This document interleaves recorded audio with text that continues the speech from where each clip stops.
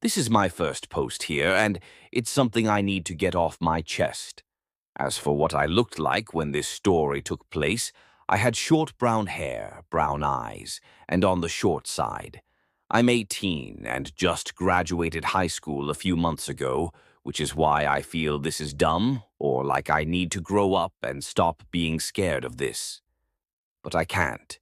When I was 15 years old, I didn't really care too much about my well-being, and being that I lived in the desert, where almost nothing happened, there didn't seem to be a reason to care too much.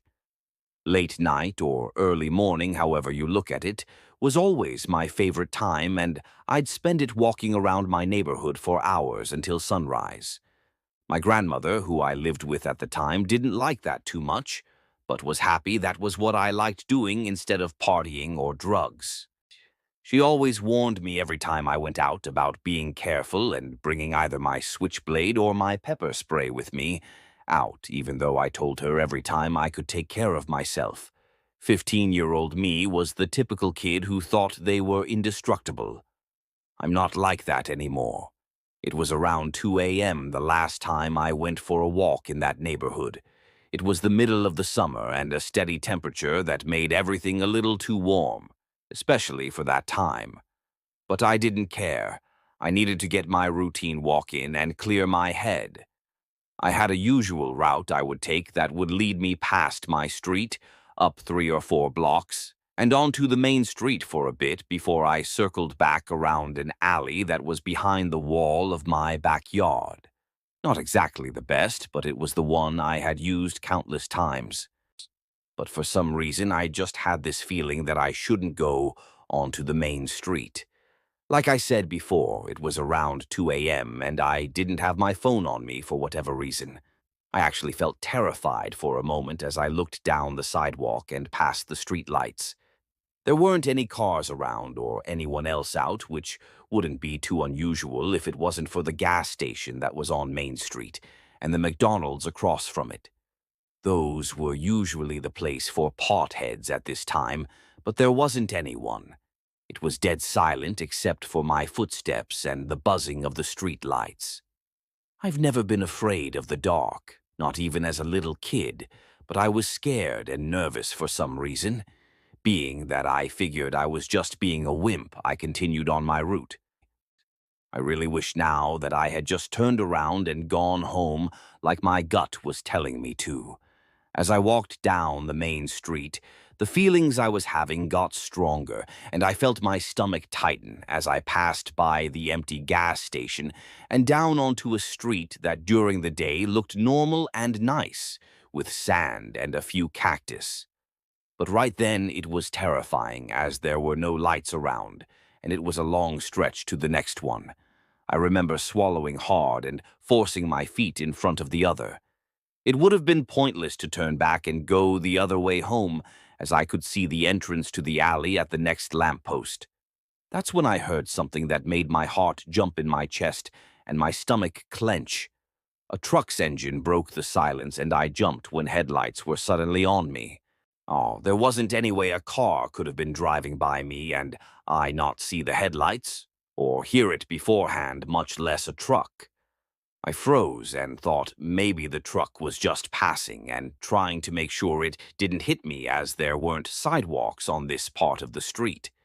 But it didn't pass me. I had to have been standing there for at least 5 minutes before I heard the engine getting closer and closer. I remember reaching into my shorts pocket for my knife and clenching my fist around it tight enough to hurt. Slowly, I kept walking and kept my head looking forward as I tried to make it down the dark street. So many things were going on in my head. I was remembering horror stories I'd read online and in newspapers about girls being abducted and killed, raped, sold, everything in between. I tried to remember the self-defense unit my gym class taught a few months before and how to get myself home safely. I mainly thought of my grandma in bed at home, thinking I was okay and waiting for me to be home at sunrise like usual. I could hear the truck getting closer and I tried to pick up the pace. That's when the engine revved and I could basically feel the heat from the headlights on my back. I broke into a dead sprint and ran faster than I think I ever had in my life. I could hear the truck still so close behind me, and now I knew it was following me.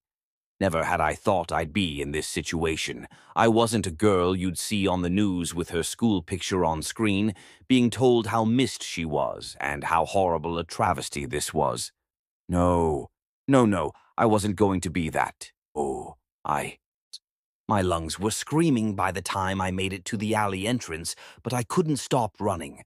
Whoever was following me could easily corner me there, as it was a dead end.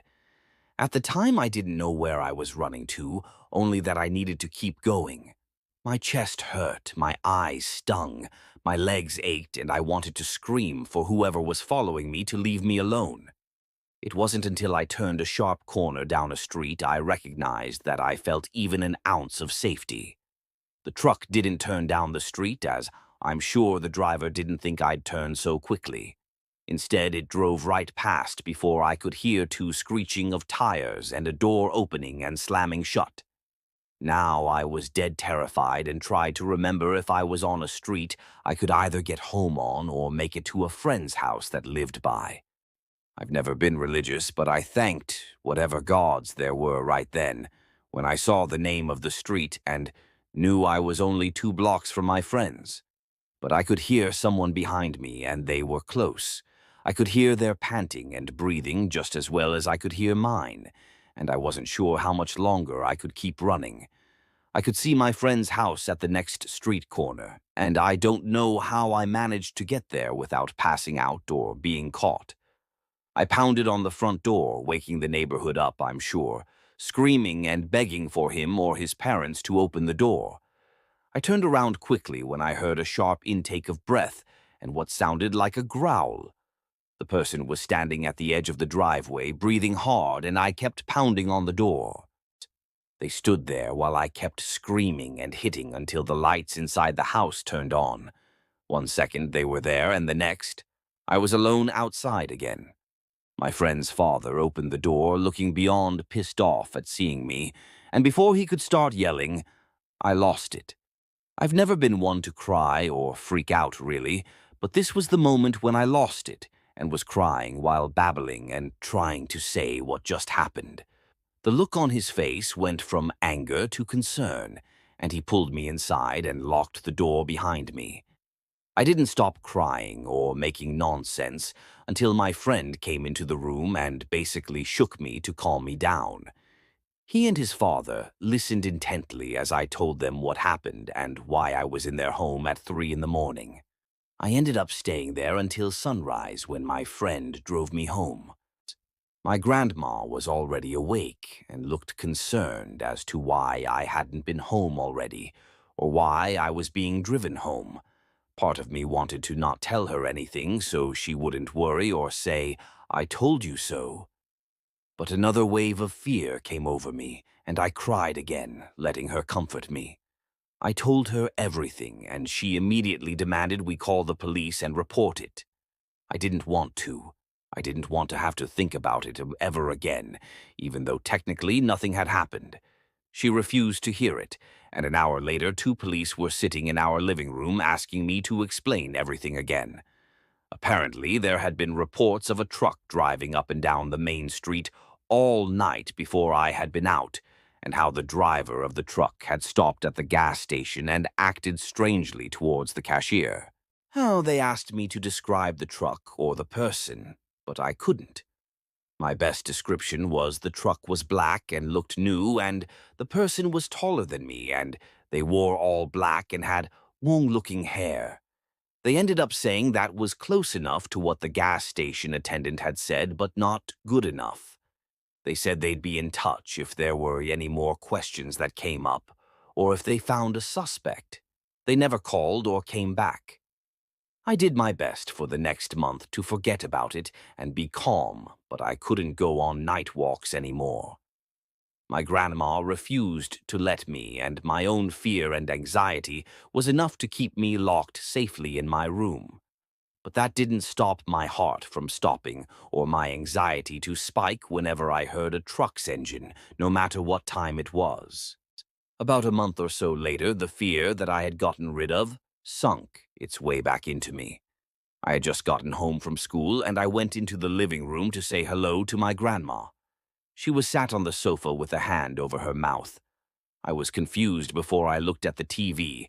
There was a school photo of a girl with short brown hair and brown eyes, aged 15, smiling with the caption, "Have you seen this girl?" Underneath it, my nerves were on end as I watched the news report. The girl lived only a few miles away from me, was a sophomore at a rival school, liked to take night walks, and was last seen 2 nights before by her parents before she went on a walk. The newscaster went on to tell of how there had been reports of a suspicious black Chevy truck in the neighborhood the same night as the girl's disappearance. I don't go on night walks anymore. I stopped 3 years ago, and I don't think I ever will start again. I've moved states since then and haven't heard anything about the girl who went missing or ever heard anything about what happened with me. But no matter what time it is and wherever I am, I can't help but freeze at the sound of a truck engine and wonder if they found me. Story 2. It started when I realized people would stop talking when I entered the room. It sounds like a small thing, like it's no thing at all, but I noticed it, and after that, I started paying attention. It wasn't that I would enter rooms full of people and everything would be silent. People were, technically speaking, still talking to each other. I'd go into a store or part of my office or anywhere where there were other people gathered, and you'd expect to hear some chatter and, well, I would hear some chatter, but it was off. I could tell from snippets I'd heard walking up that topics had changed, and from the voices that were now talking more loudly and clearly that secretive murmurs had been replaced with full-throated conversations that were just a little too loud and a little too bright in their banality. It was also the expressions. Part of it was the tension of almost getting caught at something, I think. But more than that was a sense of satisfaction at not getting caught, of knowing things that I didn't, and of also knowing that I suspected things that I could not prove, feared things that I could not verify, and even if I was to try to explain it to another person, as I'm doing right now, I would sound paranoid and insane. Yes, I think they enjoyed dangling me like that, watching me slowly hang myself a word and a worry at a time.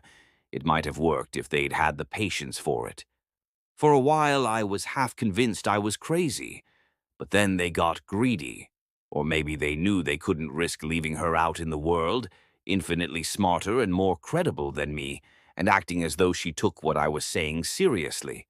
Either way, when they took my best friend in the world, when they stole Brooke from me, they gave me something tangible to latch onto, a lens of rage and grief and guilt that focused my terror and self-doubt into a searing point of belief and hatred. For months I'd listened as they talked about what they would do with me, what they would show me when the time was right. Dozens of mayfly conversations dying in midair as soon as I stepped into view. But from those dozens, I got pieces, and over time I'd developed a terrible mosaic of what was coming for me. There were mentions of giving me the dream, of showing me the door, of stripping away and inuring the beast. That was a common thing. They would often refer to the beast, and I'd heard enough from context over time to gain an understanding that the beast was me. These tidbits made no sense to me at first, but over time a few things became clear. First, the people that talked this way all seemed to be sharing the same ideas and vocabulary, even though they were as varied as people I'd worked with for years, other customers at the grocery store, and strangers on the bus. In other words, no one talking about me seemed confused or taken aback by the strange conversations going on around them. Second, I was starting to think more and more that they wanted me to hear bits of it. Why talk in public places at all, if not? Why talk in places where I could just walk in at any time, especially when I was clearly the subject of their strange and sinister plan? And why else did some of them stare and smirk as I walked by, my hands trembling as I tried to ignore their passing glances and knowing smiles? They were growing fat on my misery, is what I think. I tumbled these first two things in my head, like rocks being worn smooth through use and repetition.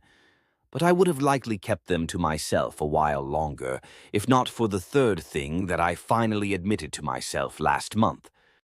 The conversations were becoming slightly more specific and significantly more intense. This was all heading to a point of action, and I was afraid that point was coming soon. I was more than afraid, honestly. I was terrified. And it was in that terror that I told Brooke about everything, fearful of what she would think and how she would look at me. At every rambling sentence, I paused and cringed inwardly, waiting for her to stop me and ask if this was a stupid joke or if I had somehow gone insane. Instead, she just listened. She listened to everything I've just told you, and then she pondered a moment before asking a question. Do they always talk about you, or just sometimes? I looked at her in surprise. She wasn't joking or mocking. She was serious and asking a serious question. Voice trembling slightly, I nodded dumbly as I spoke. Oh no, not always. Just sometimes. Chewing on her lower lip, she looked at the ceiling. And is it always the same people doing it, or is it different people? No, it's different people. I told you that. It happens all over the place. At the store, at the office, when I get on the bus sometimes. Lowering her gaze to mine, she shook her head. No, you're not listening to what I'm asking. Like the people at work, for example. It doesn't always happen when you go into a room at the office, does it? No, just sometimes. Okay. Now, best you remember the times it happens at the office. Is it always the same basic pool of people? In other words, if there's like 50 people in your office, is it always the same 10 that are talking about you and 40 that aren't? Or is it like 40 or 50 and it's just different ones at different times? I swallowed and nodded, feeling a stir of excitement. I thought I saw what she was getting at. No, it's like the same 8 or 9 people, I think. I mean, they're not always all there, but it's consistently the same people, I think. She nodded again. Okay, next part. You said the other places it happens are at the store and on the bus, right? Anywhere else? Shrugging, I felt my face redden. I don't really go anywhere else other than home and here. Brooke smiled at me. Nothing wrong with that, and you always go to the same store and take the same buses too, don't you? Yeah, usually, yeah. Well, anyone at the store or on the bus that you've overheard talking about you more than once? Or like someone who always rides the same bus as you or works at the store or something? I'd already been thinking about this now, so I was quicker with my answer. Not on the bus that I've noticed, but it happens less frequently there. It's usually just something I hear ahead of me as I'm walking up the aisle to the back row. But at the grocery store, yeah, there's a young guy and an old woman who work there. And I've heard them talking about that stuff at least twice. Other people too at times, but definitely the two of them. A couple of weeks ago, I came around a corner and they were pretending to restock canned peaches. When I pushed past them, the old woman started laughing and the guy shushed her. I rubbed my face tiredly. I think he was about to laugh too. Brooke leaned forward and rubbed my knee. I know this is freaky. I'm freaked out too. But I do believe you. I don't know what it means, but I don't think you're crazy. I felt tears coming to my eyes. Thank you. But how do you know? I sound crazy to me. She broke into a brief grin before turning serious again. First off, I think if you were crazy, there wouldn't be this kind of pattern. It would either be really random, where everyone was against you, or it'd be very focused on a small group of people you either didn't like or didn't trust. This isn't either of those. It's a lot of people, a lot of whom you don't even know, but there's a level of consistency to it too. Repeat offenders, if you will. Her eyes suddenly widened. I want you to try something. Okay? For the next week, change your routine as much as you can. Every day, take a different bus or a cab. Instead of eating at work, go to a different restaurant every day that you've never been to. And go to different stores at least twice this week instead of the grocery near your house. Take notes of anything you notice weird, and this time next week, let's see how things stand. Okay? I nodded. Yeah, okay, yeah. I did as she asked. By Thursday, I was texting her, telling her in all caps that no one was talking at the new spots. She texted back that that was great, that she wanted me to come over on Saturday, but before I did, go to lunch on Friday, the same place I'd gone Monday. I thought about asking why, but then thought better of it. She'd got me this far, I should just trust her. When I walked into Jackie's Subs, there was a brief hush before people started talking about various things, their food, their jobs, sports. But as I'd pushed open the door, a gust of words had moved toward me, trickling into my ear like poison. The beast will take what? Almost time. I looked around at the half-full tables, looking at each person in turn. I didn't know any of them, but more than one of the customers and one of the women behind the counter were looking at me. Not like they were alarmed by my strange expression or behavior, but as though they knew me. Knew me and had a funny secret to tell. I spun on my heel and ran outside, making it to my car before vomiting on the pavement next to the driver's door. I climbed inside and locked the door before cranking up and heading not back to the office, but to Brooke's place instead. When I got there, I knew right away something was wrong. The door was ajar, and when I called out to her, I was only greeted with silence. So I went to the police, just told them that my friend was missing and that I needed their help. To my surprise, they agreed to send someone out right away. I offered to go back with them, but the officer I was speaking with asked me to stay and answer more questions, while a patrol unit went by to check for any evidence of what might have happened. 20 minutes later, a call came in and the officer had to leave the room. When he came back, it was with two detectives, and the larger of the two detectives snatched the pad away from me with a sneer. Scowling at the paper, he flipped through my account before setting the pad down hard and sliding it back to me. So this crazy bullshit. This is your statement. This is your excuse for what you've done. I stared at him, trembling. Oh, you won't tell me what you think I've done. You just started yelling at me, demanding I tell you what happened, that I write it all down. I gestured feebly toward the pad. So I was. The other detective waved the big one back down into his chair. Look, I haven't read what you wrote, but judging by my partner, it doesn't go down easy. So before I look at it, before I decide that I can't believe a word you say, I'm just going to ask you, how long had you had that girl? I blinked, staring like a guppy from one to the other. Girl? What girl? The big one rubbed the bridge of his nose. Brooke Zalman, shit stain. She says you had her for over a year locked up in that place. Does that sound about right to you? Tears welling in my eyes, I let out a gasp. She says? So you found her, she's okay? The smaller cop frowned at me. Oh, we found her. And she's okay, though no thanks to you. She told us about how you abducted her, kept her out at that place under lock and key, would go out and tell her crazy shit. His expression darkened. And God knows what else you did to that young woman. But thankfully, she was smarter than you, managed to get the door open and get out. She flagged down the patrol car a mile before they reached the address you gave us. Everything seemed hot and cold at once, the air full of static as I tried to make sense of what they were saying. That's not true. None of that is true. Brooke is my best friend. And I didn't kidnap her or do anything to her. That's all a lie. The big one snorted. I'm done with you. Tell you what. Your buddy Brooke wanted to see you, confront you. I was against it. Oh, but you're handcuffed and maybe it'll help give her some peace. So you just sit tight.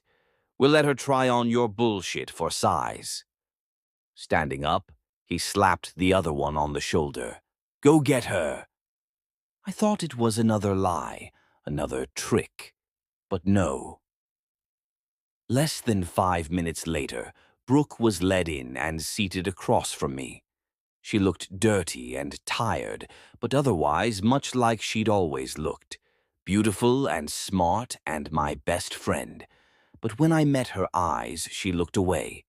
Brooke, what happened to you? Why did you tell them all that stuff? She glanced up briefly and then looked down again. You know why. I don't, I swear I don't. What happened to you? I went to find you, the sandwich place. It had been tainted now. They were in there talking when I opened the door. Brooke nodded, wool rubbing a spot between the curve of her jawline and her ear. You know what that means? I nodded, caught up again for the moment in the mystery and terror of the last few months. Yeah, I think so. It means they can't predict everything, but when I make changes, they adapt. It means they're going out of the way to show me things. Let me overhear them. I don't know why, but they are. She started nodding slightly as I went on. It means that it's all real, doesn't it? She chuckled slightly, continuing to nod as she rubbed at the same spot on her face again. I felt my hands going cold as I stared at her. Brooke? Why did you say those things about me? None of that is true. Her eyes found mine now, a broad smile on her face. Well, truth is a matter of perspective. But you're my friend. You're my best friend. Why? The ice in my stomach hardened with a sickening twist. You're not Brooke, are you? The woman's smile widened even more. She pointed a finger at me before gesturing down to the pad. Best write all this down, too. It's all very entertaining. My voice began to climb as I tried to rise from my chair, only to be stopped by the handcuffs run through a steel loop on the table. What did you do to her? I hissed. Where is she? The woman pursed her lips into a smirk and stood up, making a point of affecting a limp as she grew closer to the door. Officer, I can't listen to him anymore. He's crazy. Please let me out. She glanced back at me, her eyes twinkling. As she turned, I saw something move between her jaw and ear. It was a patch of skin rolling away like wallpaper that hadn't taken to the glue quite yet. She caught it in her delicate fingers and smoothed it back into place quickly, but not before I saw the patch of gray scales beneath my dear friend's smooth skin. I started to scream then, prompting the larger detective to stick his head back in, yelling for me to shut the hell up. The thing that looked like Brooke patted his chest placatingly as she passed, murmuring to him like you might calm a horse or dogs. I could only hear part of it, but it was enough. Just a beast after all, and it will all be over soon. Story 3. My girlfriend, Clarissa, and I rent a studio apartment in Chicago. It's basically a glorified cargo container. There are no doors except for the one leading in, no door for the bathroom, and no door to the bedroom. If anyone's ever been to an IKEA and saw the layout of those little pass-through living spaces, yeah, it's very similar. Coming in through the front door, to the left is the kitchen, to the right the bathroom, then comes the living room/bedroom all in one. We have our dressers pushed against the sides and our bed at the very back of the wall. The two of us like the entire place dark, like really dark. Or else we can't sleep. Blackout curtains aren't good enough. Trust me, we've tried all of them. Tape, newspaper, spray paint, they're only okay. We found that putting contact vinyl on the window frames is the best cheap option in truly making a dark space, so we have it on all the windows. The only exception in the entire apartment is the small window above the shower. It's so small that a child would have trouble passing through it. We initially tried sealing it up, but it kept trapping moisture between our shower curtain, so we were forced to leave it alone. This caused the window to give off a faint glow at night, enough for a silhouette to be seen at times, but not much light. Most people probably wouldn't even notice it, but like I said, we liked it dark. Specifically me. But there was not much we could do, so we just lived with it. Some nights it would be Clarissa tossing and turning next to me, disturbed by the little bit of light. Last night it was me. I couldn't sleep, so I tried laying there for hours. I counted sheep, but that didn't seem to work. I tossed and turned for who knows how long before I got up and decided to use the bathroom. I tried to be as quiet as possible as I stumbled over in the dark and felt my way to the toilet to do my business. But it's a small space, and before I could finish, I hear this loud, grumpy thump coming from our room. I flushed the toilet and felt my way back to my side of the bed and muttered an apology as I crawled under the sheets. Clarissa didn't respond, and I was afraid that she was angry at me for waking her up, so I felt my hands along her side of the bed, but my fingers barely missed her as the mattress lifted from her weight as she got up and made her way towards the bathroom. Her silhouette looked groggy as she moved. Her hair was disheveled from sleep, strings of it arched around her head as she raised her hands blindly to feel for her way. It's not unusual for one of us to go after the other, but it was unusual the way she was moving. At first, I couldn't quite describe why it made me feel uneasy. Sure, her elbows were moving oddly and erratic as they hung high near her shoulders, making her frame look like a puppet's as she tiptoed. I couldn't quite figure out what she was doing or why my girlfriend of 3 years was starting to freak me out. And then it hit me. She looked like she was sneaking. I watched until her head disappeared into the bathroom. A few seconds later, I hear a low hiss as she expels herself, and I try to give her some privacy, even in the dark. So I turn and lay my head back on my pillow and waited for her to come back. No sooner had I laid back down when the smell hits me. It's completely rancid and coats my throat as I breathe. It's thicker and worse than after eating asparagus, and there's no ventilation in this small space, so the air only gets thicker with the stuff until I can barely even breathe. I couldn't quite figure out what could have been the cause for the smell, as our dinner was light and didn't involve anything that could have smeared such an acidic taste into my mouth. I wanted to cough, but I didn't. I was afraid that whatever made her pee smell this horrible was also making her feel physically uncomfortable as well. And the smell was so strong I was positive that she knew it too, so I didn't want to make her feel worse by addressing it. A few seconds later, I hear the toilet seat drop. I hold my breath as I stare at our bathroom the entire time, waiting for her silhouette to reappear. I must have waited for about a minute before I saw her standing in the kitchen. She was close to the front door. I couldn't tell if she was facing me or facing away since her hair was covering her face. I didn't know what was going on, but by that point I had had enough. So I started reaching under my pillow for my phone. I think she noticed because she started walking towards me. I called out her name, but she didn't answer, which only made me fumble for my phone more. By now, I felt that she could see me, that she knew exactly where I was, and I started to panic. I started swiping my hands under the pillows as she takes the 12 or 13 steps before reaching our bed. My fingers hit the corner of my phone and I grab it. But right when I do, I feel long strands of hair touching my arms, chest, neck, and face. It's wet and cold, and it smells so bad that I start to gag. I click my phone and pull it right between our faces. No sooner had I done that does she pierce her lips and blows out the light on my phone like a candle. I tried the button on the side again, and a dead battery flashes back at me before turning black. She grabs my neck and her fingers are bony and ice cold. I push her off me as I scramble up against the headboard. I hear her gurgling as she jumps off the bed. I reach for the light switch on the wall as she disappears from view. I hit the button and the entire apartment is lit up. My heart's pounding in my chest as my eyes dart back and forth to the only two possible places that she could possibly be. But I don't see her anywhere. Slowly, I get up from the bed and walk towards the bathroom. I glance inside, but it's empty. I make my way through to the front door and check the lock. The deadbolt's still on, and one of us even remembered to put on the chain last night. Then I search the kitchen, opening up the cupboards to make sure that no one is hiding in them.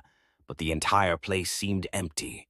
It wouldn't be until I looked over on her side of the room do I find her curled up on the floor, sleeping like a baby. I touched her hair, but it wasn't wet. Then I put my face next to her mouth and smelled her breath. And it's not pretty, but it doesn't reek like the stench from earlier. I glance around the room again to make sure that we were alone before picking her up and setting her back into bed. That night, I left the lights on. In the morning, I told her what had happened. She only laughed and said that I had a good imagination. But when I pressed her about it, she started to get angry. In fact, she was so adamant about the whole thing never happening that I chose to drop it. And since that night, it's not like it ever happened again. So I guess that means my girlfriend is sleepwalking, but she just doesn't know it. Story 4. Hi. I've seen a lot of stories on here, and I don't know if mine even fits in. But I need to tell someone. I'm a 25-year-old university student. I won't disclose my location for privacy reasons, but just know I live in a large European city. I'm working towards a postgraduate degree in English.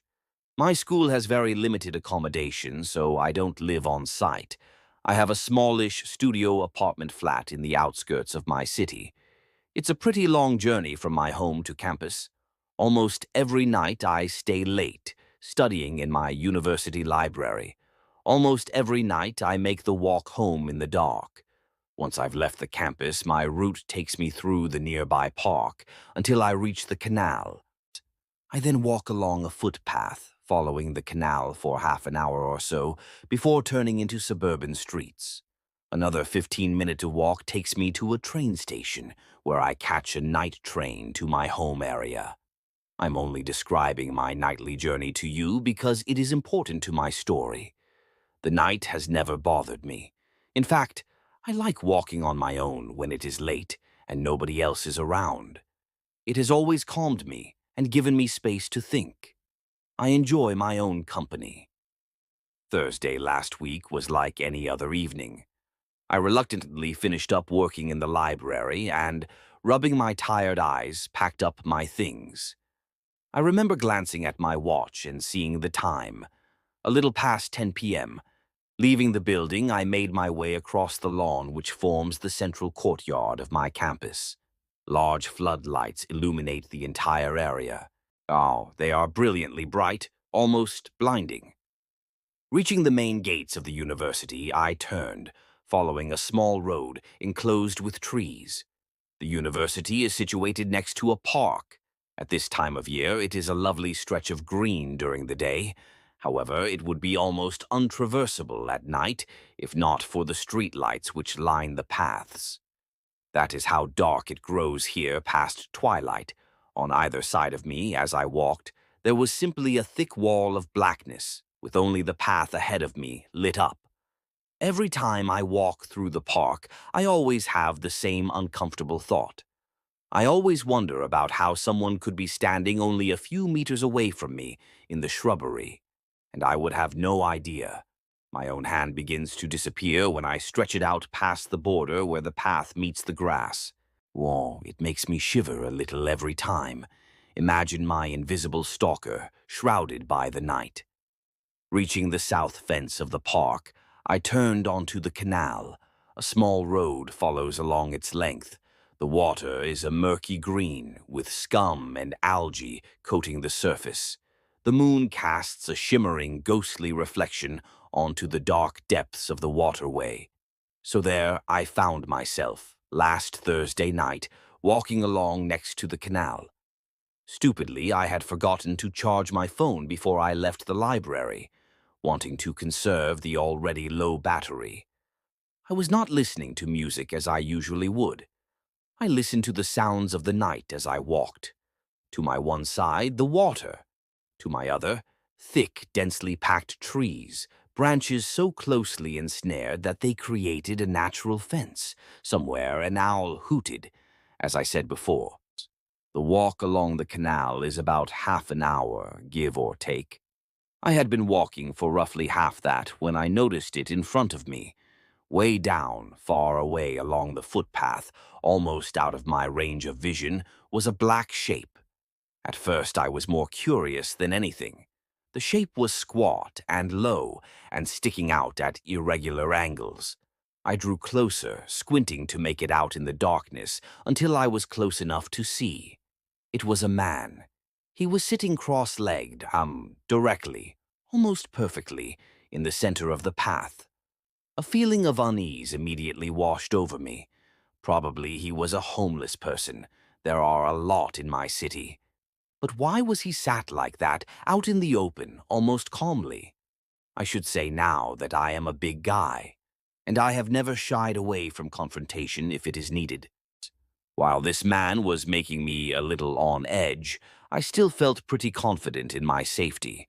If anything, I assumed him to be completely off his head from drugs or alcohol, causing him to pass out like this in the street. I was soon close enough to clearly see him. A chill washed over me, and my earlier relative calmness was replaced by anxiety.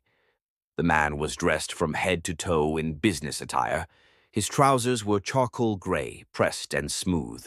His shirt was a pure cream color, expensive looking, and his black suit jacket appeared crisp, as if recently ironed.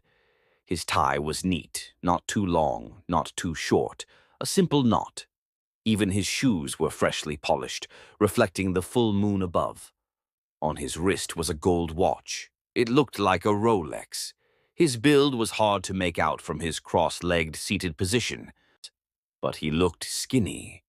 His skin was pale, standing out the darkness.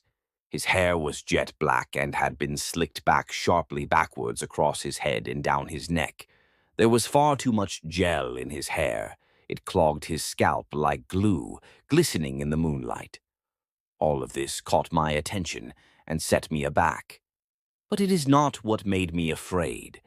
I was afraid because of how he looked at me. He was smiling, not a gigantic, manic horror villain grin. His smile was small and subtle, like he was trying to keep from laughing. It was predatory. In the slight gap between his lips, his teeth winked at me. His eyes were locked with mine. His gaze was impossible to break away from, and I trembled under it. He had hungry eyes, cold and cunning. He stared at me like a crocodile stares at its next meal. As I drew up on him, I slowed down, my mind racing. Should I stop? Say something? Ignore him? I went with the last option. Trying to avoid looking at the strange, eerie figure, I made a beeline for the path beyond him, breathing fast. Even as I moved past him, I felt those reptilian eyes track me, never blinking. I stole a glance down at him. He licked his lips. I found myself even more tormented by nerves once I was a little away from him. I forced myself not to look back, terrified of feeling breath on the back of my neck or a hand on my shoulder. There are always weird people around at night, I thought to myself, desperately trying to calm down. You'll laugh about this tomorrow morning. I tried to inject myself with some macho, tough guy courage. Rationally, the guy didn't look that big. I could probably take him if he tried anything. But then I thought back to those eyes, and that smile, and I wasn't so sure. After what felt like an eternity up ahead, I saw the dim lights of houses. I would be at the train station in no time, and then I could forget all about the sinister, suited man. Feeling relief wash over me at the prospect of safety, I turned back, hoping to see the man gone. I gasped in horror. He was standing now, revealing his true, imposing height. 6'5" at least, his mouth was agape, jaw hanging slack and loose, chin almost against his neck. His gullet formed a black O, as dark as the icy waters of the canal beside us or the starless sky above. As I stood, rooted to the spot, a strange noise came up out of his throat, echoing through the night. A low groan, guttural and croaking, like a floorboard creaking or nails on a blackboard. Oh, it was shockingly loud, sounding as if he was tearing his larynx apart just to produce such an unnatural moan. I stumbled backwards, tripping and slipping on the muddy ground.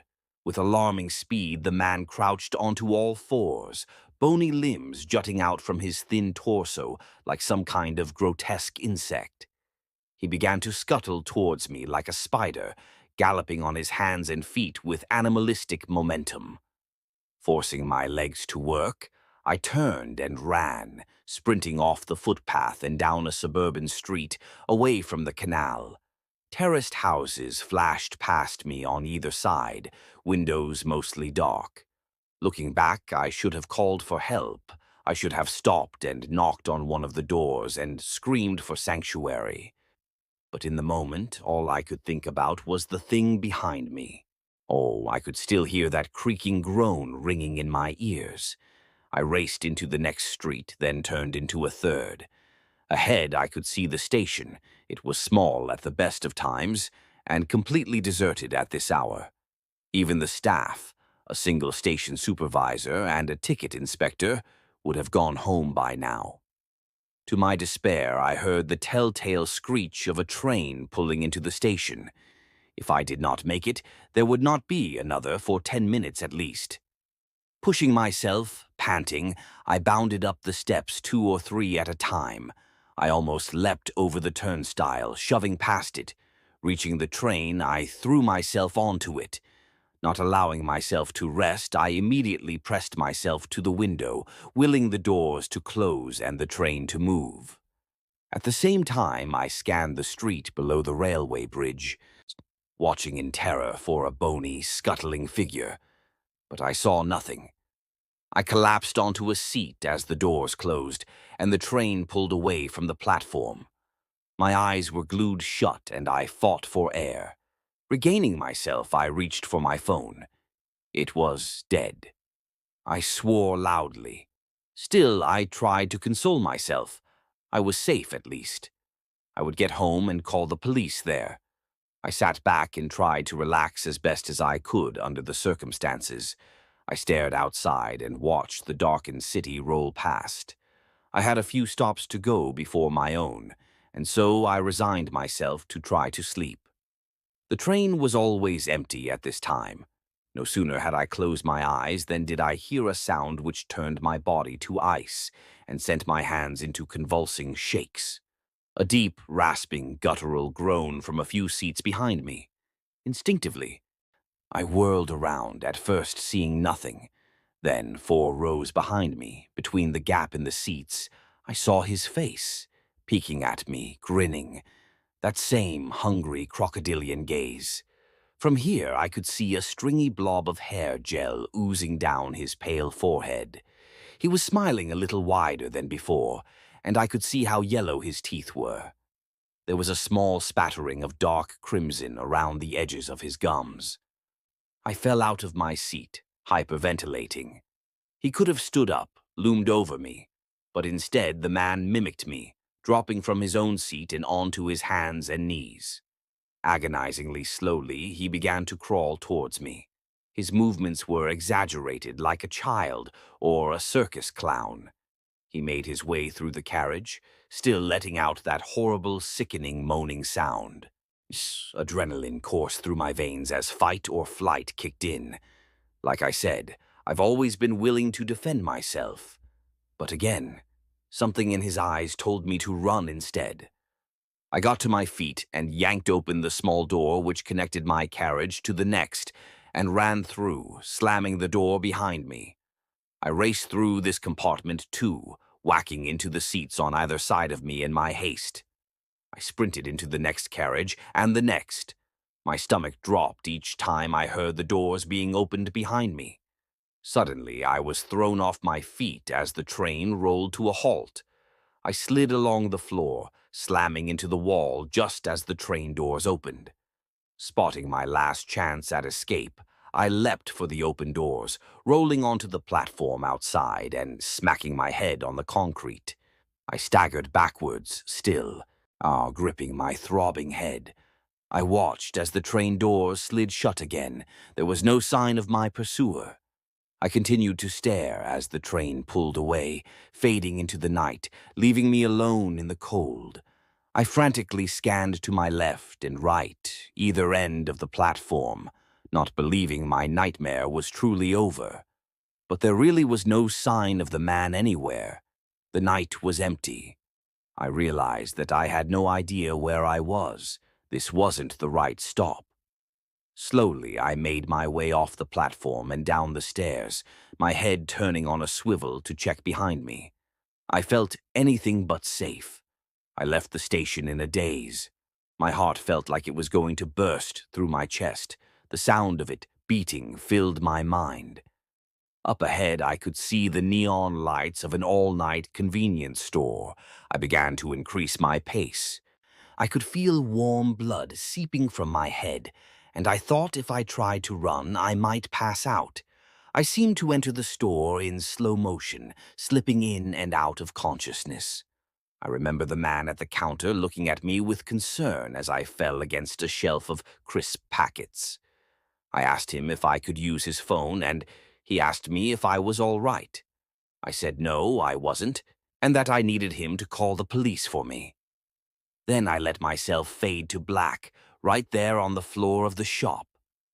The next day was a blur.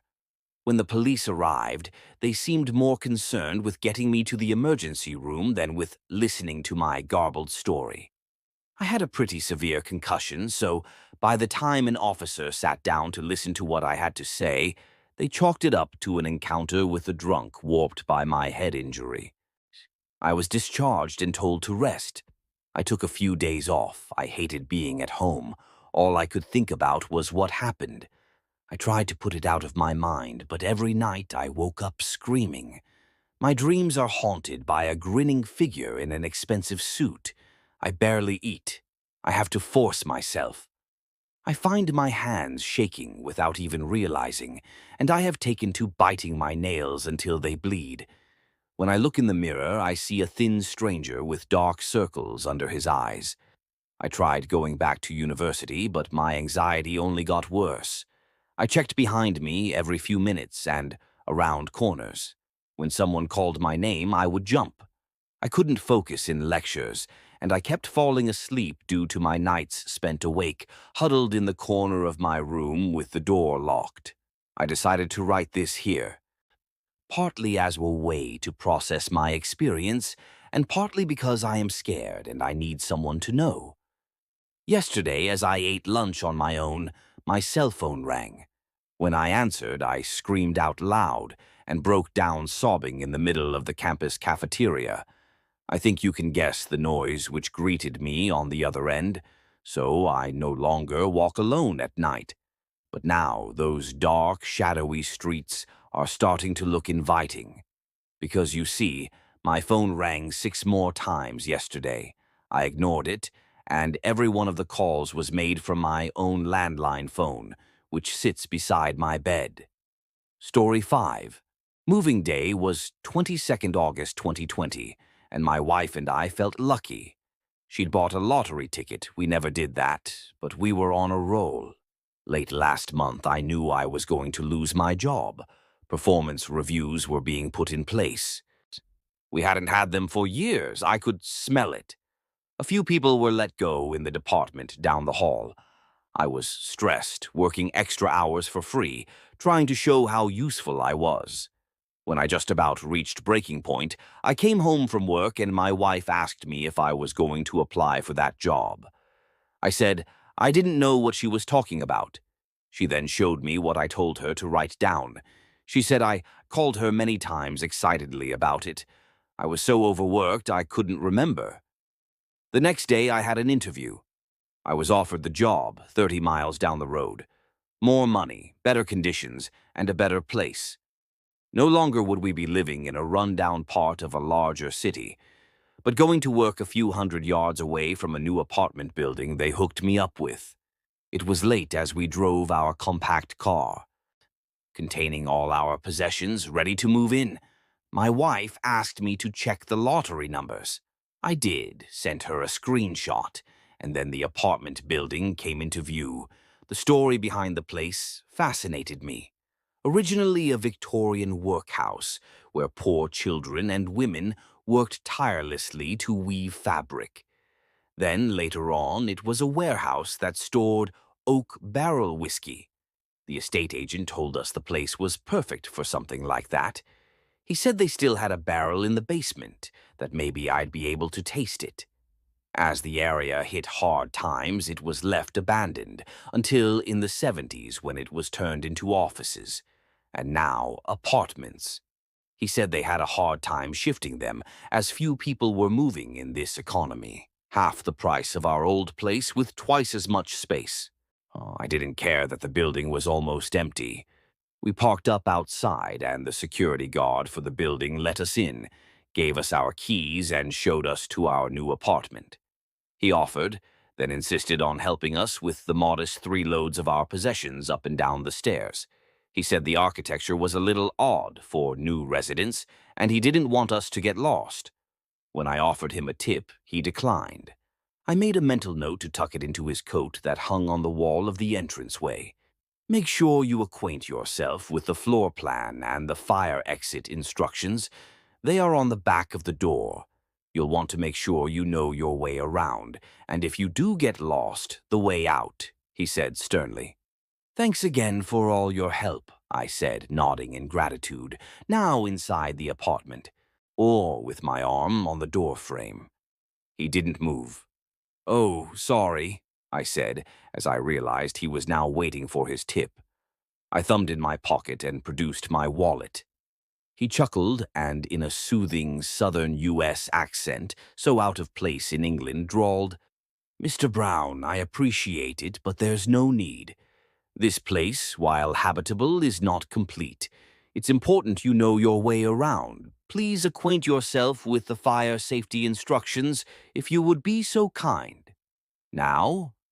I would if I were you. Will do, I said. Thanks again. I closed the door. How fucking huge is this place? My wife blurted out, not wanting to say it in front of the man. It is nice, I replied, seeing our meager possessions barely fill the middle of the room. I was very glad the place was furnished. I had a week of getting used to this place before my job started, and I was very much going to enjoy it. We didn't win, my wife said, checking the numbers on her phone against the ones on the ticket. Our luck had to end sometime. I took off my thin coat, realizing I was quite warm, after working up a sweat heaving the boxes up the stairs. I placed it on the hook and noticed the fire safety instructions. Second floor, was written at the top of the diagram. Underneath was the floor plan. Apartments lined the outside of the building, also the middle, allowing for a circular hallway for access. A red line followed the hallway to the left, then along to the stairwell. That was straightforward. I wasn't going to forget that. Blue and green boxes were dotted around the access hallway. On a couple of the rooms were large black boxes, and on top of them, crosses in hasty red marker. Rubbing my finger along the red ink caused it smudge. It was certainly an odd method to update the floor plan. On the bottom of the diagram, a legend showed that the blue block was a laundry chute, but the other colors had no key. After the man made such a fuss, I was curious as to what they were. I took a photo of the diagram and told my wife I was going to have a look around. She grinned. Leaving me to unbox everything, are we? I'll help as soon as I get back. Go have fun exploring. First things first, I followed the escape route down the long, dim hallway. The lights came on when I came into proximity. That was cool. I didn't notice that on the way up. It was nice to see new technology with the bare brick walls of the old.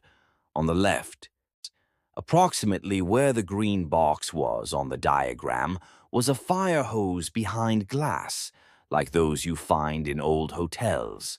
On the front, a label stated, "Not in use." That explained the lack of a key on the map. I carried on. I stopped in front of a room, seeing the door slightly ajar. The colorful blink of a TV lit the otherwise dark inside. I knocked. Moments later, a man in his 20s, wearing nothing but boxers and a vest, came to the door. "Can I help you?" "I'm David from apartment 15. Thought I'd introduce myself." "Sweet," the man said, almost in a daze. "I'm Carl. Pleased to meet you." He held out his hand. I hesitated at first, but decided to grasp it. He had an odd-looking face, as if it had been pummeled repeatedly inside of a boxing ring. His brow protruded in front of the rest of his face, like a baseball cap. "Nice to see another face," he continued. "It's so empty here. You wouldn't think that with all the noise. Tell me if I play the music too loud. I've got kind of used to not bothering anyone." "I'm sure it'll be fine.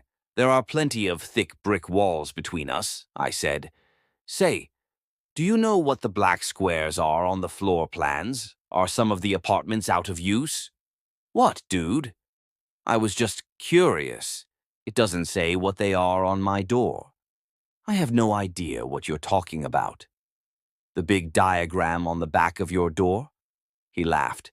"I don't give a shit about that. If the place burns, I'll run my ass off. It's literally down the hall and down the stairs." "Fair enough," I said. "Maybe I'll see you later." He didn't bother to close his door when he walked back into his apartment. I got to the end of the hallway. I saw the stairs we ascended and got a little confused as to why the security guard seemed intent on me knowing the way out. It was simple, and the whole floor was a circuit. It didn't seem a problem at all. To the right, a fire safety door blocked the way to the backside hallway. I pushed the door, and the light turned on softly, a near-identical hallway to the one I had come from. I mentally checked off the hose boxes as I passed them, then stopped in front of one of the crossed-out rooms. The apartment number had been removed, and in its place a black square label. I was intrigued. I wanted to know what was inside, to see whether the building was finished. That wouldn't have been a problem, but concerning if the management hadn't enough money to renovate the whole place. What other corners had been cut? I pushed the handle. The door opened with a creak and a musty smell wafted out. I poked my head in to see the place was gutted, no carpet. The walls back to plaster. White filler marks pocked the surface. My heart sunk. At that moment, it felt like the building had been a facade, a mask hiding its true self, like those fake buildings in London that hide the Underground Railway. I closed the door. I heard a bang from within and jumped. My walk turned to a light jog. I followed the hallway to the end, opened the fire door, and then continued down the next corridor. If my calculations were right, I was halfway around. For a moment, I felt out of place, a little claustrophobic and a little nervous. The silence was deafening. In a normal apartment block, the rooms would be full, and you'd hear the muffled sounds of the living from within. But here it was almost a graveyard, each empty room a tomb. I wanted to get back, so quickened my pace as I approached the final fire door. My eye caught more rooms decorated with the black squares, and this time I wasn't tempted to open them. There were quite a few.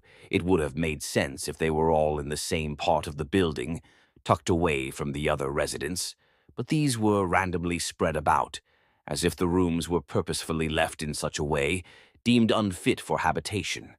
I saw my room come into view and felt myself begin to relax. I slowed down and felt my heart race. I let out a relieved chuckle, then stopped outside my apartment. It was open. "Sharon, I'm back. Think I freaked myself out a little," I said, but no one replied. "Aw, Sharon," I was impressed. All our belongings were already packed away. I sat on the couch and sighed with contentment.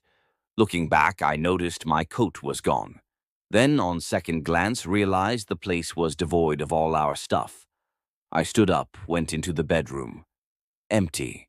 The bathroom. Empty. The diner/kitchenette. Empty. "Sharon!" I shouted almost desperately. Nothing. I returned to the front door and checked the number. 15. It was right. An unease had settled in, nothing too disturbing, nothing I couldn't handle, but a sense of the uncanny, that I was out of place. I decided to retrace my steps, back down the hallway, through the fire door, past the rooms with the black squares, through the fire door, down the corridor. I stopped. The room I had hastily peeked in was open. I knew I closed it. I heard that bang. I crept by, purposefully averting my gaze. I didn't want to look inside, but I was compelled by an unconscious awareness of being watched. A man stood broadly on the bare floorboards, gazing out the window. I recognized his shock of white hair. It was the security guard. My presence alerted him. He began to spin his ring of keys around his finger and patiently turned.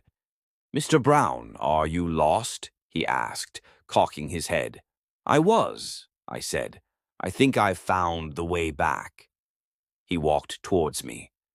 "I heard a racket," he began. "I thought I'd best investigate. We can't have people where they aren't supposed to be. That could become quite troubling."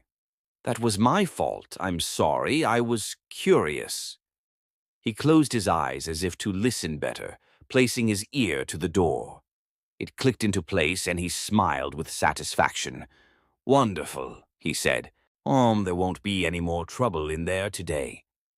With the room sealed, the black label appeared so ominous, like a mark of the plague. An itch formed in my brain, begging me to ask, though not wanting to know the answer. "What does the black squares mean? I've seen them everywhere," I asked nervously. He straightened himself, adding an extra couple of inches to his already ample height. "Some would say these rooms are haunted," he started. "This was a workhouse, you know. Untold suffering took place here." "I can imagine," I replied, regretting asking.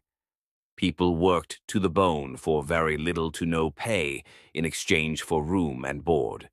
But, Mr. Brown, I don't believe in ghosts. Do you?"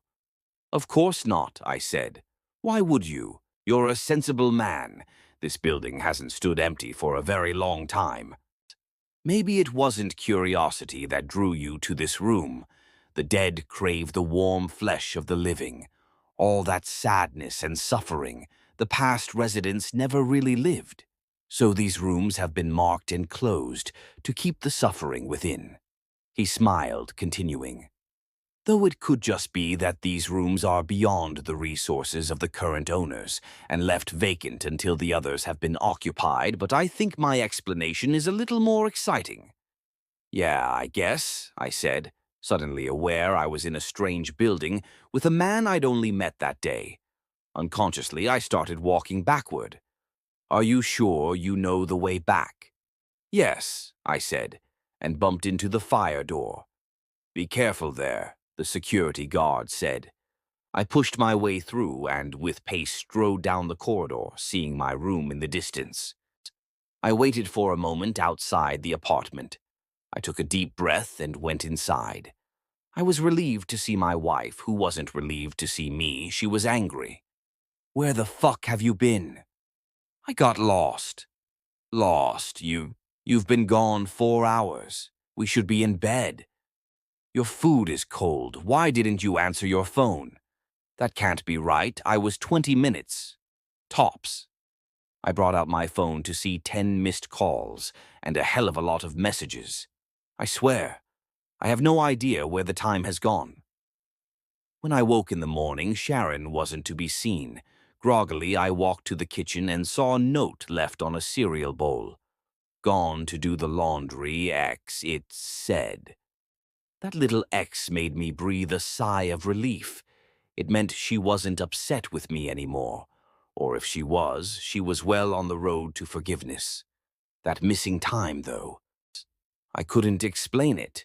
I felt rough, like I'd woken with a hangover, though no alcohol passed my lips the night before. When 12 o'clock rolled around and Sharon hadn't returned, I tried to call. It rang and rang before it answered. "Thank God for that," I said. "I thought I lost you for a minute." Static crackles greeted me and a blown-out digital noise. It had the rhythm of speech, but none of the detail. It finished with 3 blasts of all I can describe as wind. Then the line went dead. I tried to call back, but it went straight to voicemail. Concerned, I followed the corridor to the stairs and descended. The security guard sat behind his desk reading a newspaper. "Mr. Brown," he said in a delighted tone, "call me David, no need for the formalities." "Manners aren't a luxury for me, sir," he replied. "I'm looking for my wife. She went to wash our clothes. Do you know where the laundry room is?" "Out of commission," he said. "I saw her, told her to place them in the laundry chute, and I'd arranged to get them done." "That's kind of you. I never got your name." "Patrice," he said with a smile that accentuated the end of his name. "Do you know where she went?" "Back upstairs, sir." "Thanks," I said, feeling more anxious than before, knowing she must be in the building somewhere. I took to the stairs. Time moves clockwise. Its hands don't unwind without due force, he shouted after me. "I'm sorry," I said, returning to the lobby. "Actions have consequences, Mr. Brown." I didn't have time for his riddles. I needed to find my wife. At the top of the stairs, I pushed the fire door open, returning to that hallway that was occupied by the vacant room. It was the quickest way to the laundry chute. I assumed that was the route she had taken. I shivered involuntarily as I passed the marked room. The laundry chute was nothing unusual, a cat flap-style device to send clothes and other fabrics down into the depths of the building. I tried calling my wife again. This time it rang. I quickened my step, making my way back to our room, taking the corridors in a clockwise fashion. I was hoping I'd hear her phone ring in the distance, but instead I was met with silence, except for the ringing in my ear. A click. "Hello?" An anxious voice said, still marred by crackling and digital noise, though this time clearer. "Sharon, is that you?" I asked. "I don't know where I am," she said, panicking. "I'm lost," click, and the phone line went dead. A call back received her answer phone again. I rounded the last corner and raced to our room, number 15. It was empty again, like it had been the night before. It was our apartment. It was in the exact right place. I checked the diagram on the back of the door. I checked it with the photo on my phone. Identical. I left, this time trying to lock it, though the key didn't fit. No amount of force allowed it to slot and turn.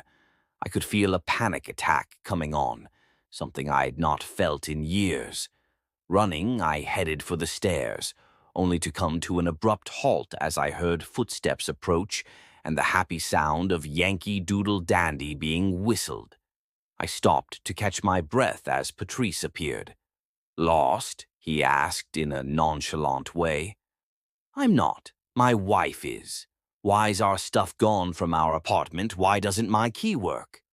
"Slow down," he said, placing an unwavering hand on my shoulder. "She's here. You just need to know where to look." "I don't know where that is. That's the problem." I called her. All I could hear was static. Then I phoned back and it was clearer, but the call dropped. "Does this building have any dead spots?" "It has lots of dead spots, but not in the way you're thinking. Walk with me," he said, pushing through the fire door along the front side of the building. He was calm when he heard voices coming from the rooms either side of us. "What's going on?" I asked. "I thought all these rooms were vacant." "They were when you arrived." I sure as hell didn't hear anyone move in last night, and I only walked this hallway minutes ago. What day is it? Yesterday was Saturday, today is Sunday, I said. It's Monday. Oh, but not the Monday you think it is. What the hell does that mean? You said you called her and she was clearer the second time. Yeah, so? It means you are going in the right direction. Keep going. But be aware, you don't belong where you are now. You are out of bounds. I'm not following. Continue on this path and you'll find her. Just be sure to retrace your steps and all will be fine. I'm going to leave you here as I don't belong where you're going. If you don't find her, no one will blame you. You won't be the first to lose track of time. He patted me on the back and continued his whistle where he left off. As the door sprung shut behind him, it was as if the volume in the hallway was turned up. The chatter from inside, TV sets blaring, couples arguing. Even though the place was now full of life, it felt scarier. Like they didn't belong. I couldn't fathom how so many people could have moved in such a short period of time. I'd walked this hall only moments before. I took out my phone for a third time and saw the hour. That couldn't be right. 6 o'clock in the evening. The day was gone and my battery was half dead. I walked past the doors and heard the cacophony that came from within. I noticed that the numbers were missing and replaced by more of those black labels. I shivered and pushed my way through the door at the end. This hallway was quiet, a heartwarming lack of sound. My phone rang. "David, please tell me that's you," Sharon said. This time the static was almost gone. "It is. Where are you? I'm trying to find you." "I'm in our room, but it's all wrong. Our stuff is missing. I'm so thirsty, but no water will come out of the tap." A man's been trying to get in. I can't lock the door. I've pushed the sofa in front of it." "I'm on my way," I said, pushing through the last fire door. "I'm almost there." I ran past an open door. Something tripped me. I hit my face on the carpeted floor, sending a searing pain through my nose, making my eyes water. "Who the fuck are you?" the voice said. I turned over on my back, seeing an old man glare down at me. "You shouldn't be running in the halls. Wait a minute. Do I know you?" he said. "I'm David." He helped me up. "I'm so sorry about that. We've had a couple of break-ins lately. I thought you may be one." He looked me up and down. "Carl, is that you?" I asked. "It is, but I can't place you." "I thought you lived in the other hallway," I asked. I barely recognized him. I'd only met him the day before. So, but his pronounced brow gave him away. "Yeah, a long time ago they said there was something wrong with my apartment." He stood in his underwear, his vest stained and threadbare. "I can't talk," I said. "My wife's in trouble." "Shit, you used to live in 15, I remember now." "Gotta go," I said, but he grasped my arm. "That your wife in there?" he said, gesturing with his head. "Yeah," I replied. "I need to help her." "You ain't going anywhere," he said, giving out an almost toothless grin. "Ain't no women been here for a while. She's mine." Without thinking, I punched him in the gut. He wheezed and gave out a labored chuckle. "Nice shot," he said, spitting on the floor. Before my next fist connected, he blocked and pushed me into a door, its handle plunging into my lower back, pushing me to the floor. "Hey, don't make this difficult. You know how long it's been since I've had some tail? I cannot even remember. With what's going on outside, I've not seen anyone except thieves for months." He moved past me, limping as he made his way to my apartment. "Please don't do that," I said, pushing myself to my feet. "You don't know when to give up," he said, turning to face me. I leant against a door handle. The door flew open.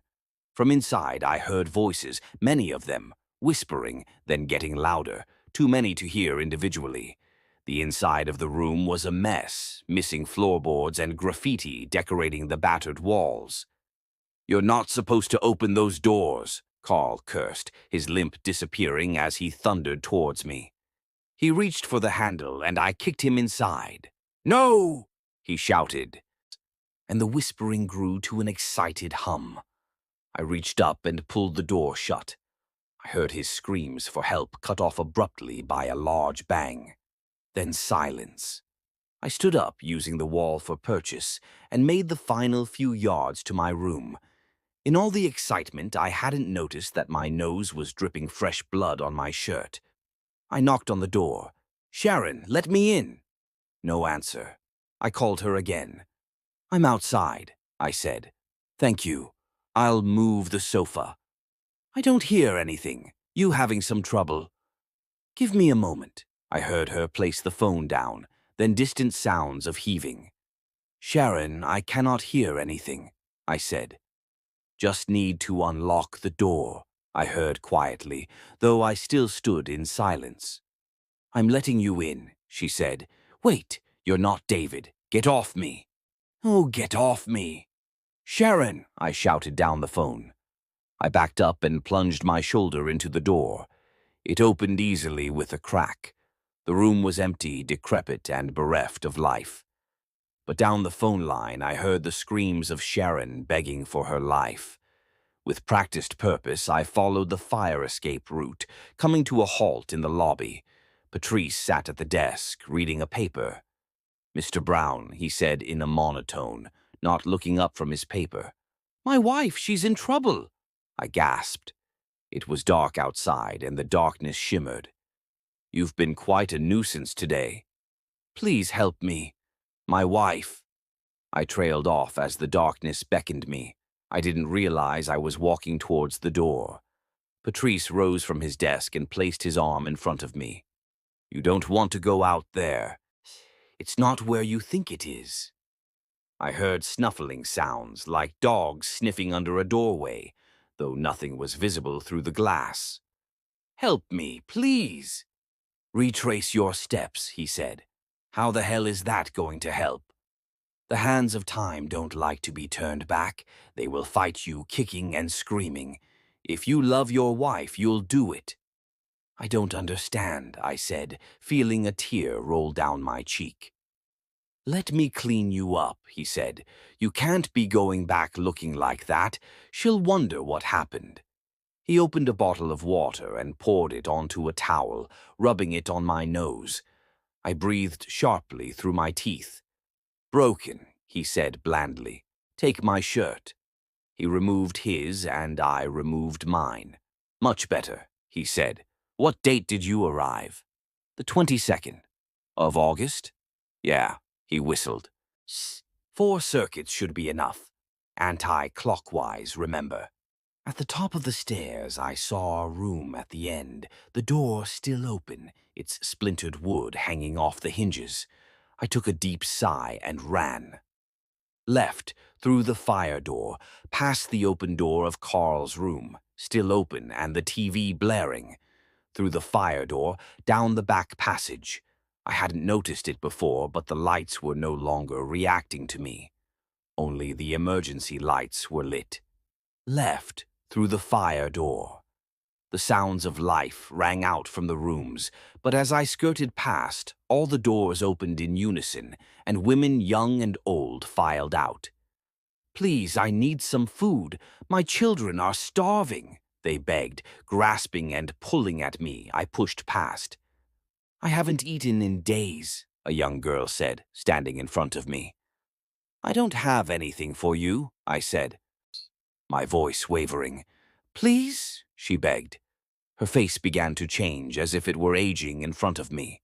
"Please, I'm so hungry," she said, her voice becoming decrepit. With that, rot infested her features, her eyes shriveled and the right side of her face fell away, sending her jawbone into a delicate swing. I danced past, sprinting for the fire door at the end of the hallway. The older women shuffled towards me, holding their hands out in front, reaching for me, their bony fingers pointed accusingly. I couldn't push through the door quick enough. As soon as it shut, silence fell. I caught my breath and continued towards my apartment. Room 15 sat closed in front of me. The number had been removed, and in its place one of those ghastly black labels, its edges corroded by time. I continued to run, left through the fire door. All the apartments were open, and the sounds of machinery rang out from within, like that of a printing press. Bang, hiss, bang, hiss. Something grabbed my collar. "David? What are you doing here? I thought you moved out." It was Carl, younger now, but still older than when I met him minutes earlier. "I'm sorry," I said as I allowed my foot to connect with his crotch. "Why?" he wheezed, falling to the floor in pain. "Left through the fire door." I came to a halt. There was a woman. She looked disheveled. "Sharon?" I asked, but I wasn't sure. "David, I thought I'd never find you." Out of breath, I ran towards her, to embrace her. I stopped feet away. Something wasn't right. "I'm not upset anymore," she said, trying to smile, but the muscles in her face couldn't make it appear. Instead, they contorted into a weird grimace that twitched. "How do I know it's you?" I asked, taking a step back. "I'm your wife, baby. I was lost is all. Take my hand." She held her arm out, and for the briefest moment I reached, then pulled my arm away. The grimace was replaced by a scowl. "You've been gone 4 hours. We should be in bed. Your food is cold. Why didn't you answer your phone?" It wasn't her. It was an imitation. I raced around her, but she grabbed my arm. When I looked, her skin began to peel away, falling to the floor like leaves from a tree, revealing rotten muscles and sinew and bone. Her grasp tightened. She brought her face to mine, and a musty smell leaked out of her lips. "I'm letting you in," she said, her eyes wild and vacant. "Wait, you're not David. Get off me! Get off me!" Whatever it was repeating what it heard Sharon say. It grabbed me around the neck and clicked open a door behind it. Vicious whispers emanated, and I felt a darkness closing in. The whispers invaded my mind, sighing with satisfaction as they took residence. I held on to the doorframe, trying to pull myself back to the hallway, back to safety. They wanted me badly, and I was so tired. Then a hand I recognized clamped on me with enormous strength and pulled me to safety. He closed the door. A bang rang out. "I heard a racket," he said. "I thought I'd best investigate." He helped me up and carried me. "I'm not supposed to intervene. I'll get in trouble for this," he said. "I think the worst of it has passed. The building knows." "I don't understand," I said.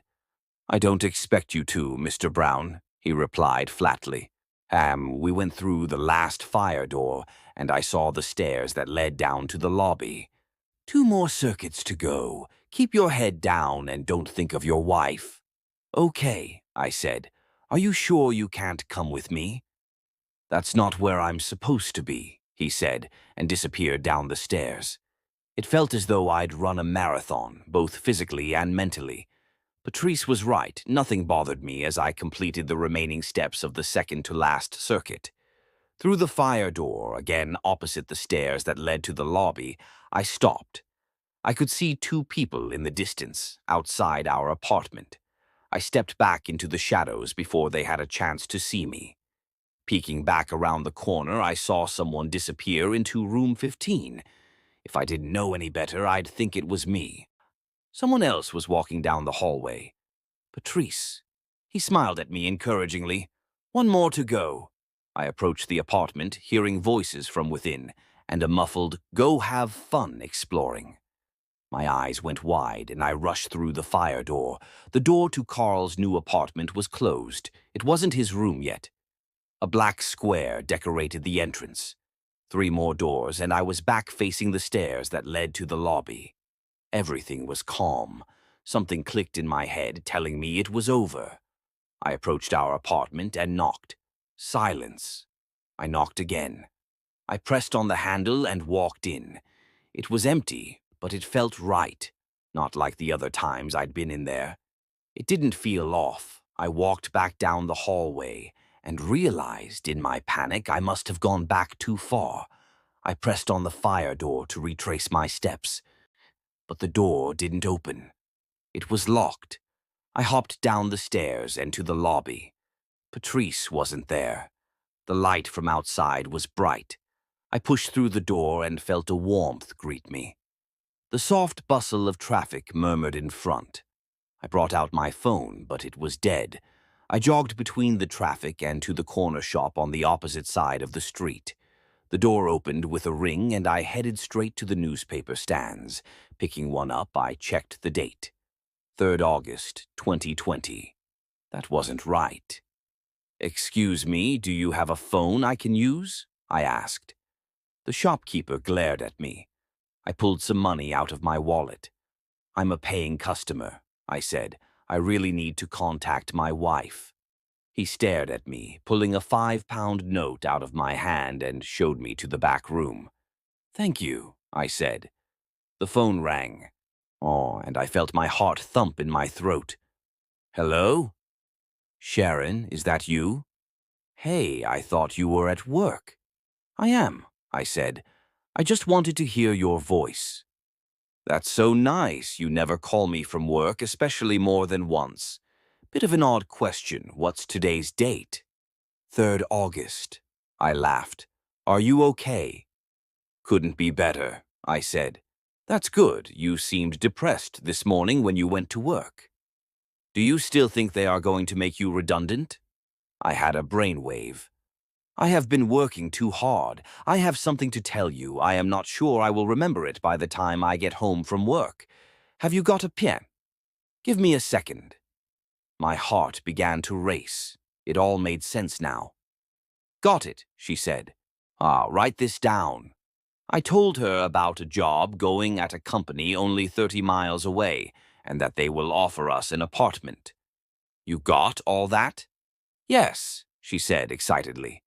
"I really think our luck is about to change, Vass," I said. "But remind me tonight and don't take no for an answer. I will be shattered, but I've had a vision. This will be good for us." "I really hope you are right. I've hated seeing you like that." I thanked the man for the use of his phone and asked if he had any batteries to charge mine. Luckily, he did.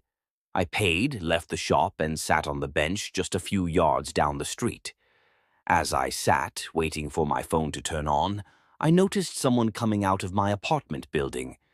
A sense of dread filled me. At first, I had no idea why, but when I recognized his clothes and the way he filed in and out of traffic, I knew who it was. It was me. He was doing exactly what I was doing, except a few minutes later. He disappeared into the shop. I raced across the road and up the stairs. The key to my apartment worked, thank God. I sat on the sofa and contemplated what to do next. He probably would have the same idea. That's when I realized I may not be the first, and an earlier version of me could be waiting. Paranoia has taken the better of me. I locked the door and pushed the sofa in front of it. I heard someone jiggling with the lock earlier, but they've long since given up. I've checked everywhere in the apartment for places where someone could be hiding and cannot find anyone. If there is one of me out there, the chances are there's going to be more. Ones that came out after me and ones before. It's those that bother me so much. What damage are they causing to my life? How many of them have phoned my wife? Such a simple trick will now look like a mental disorder. I need a clear plan. I've been thinking for hours. The only one I can think of is extreme. I have no idea if it will work. I need a reset so none of this has happened. If the building doesn't exist, neither does my future, and neither do the others. It works that way, right? I hope it does. For all our sakes.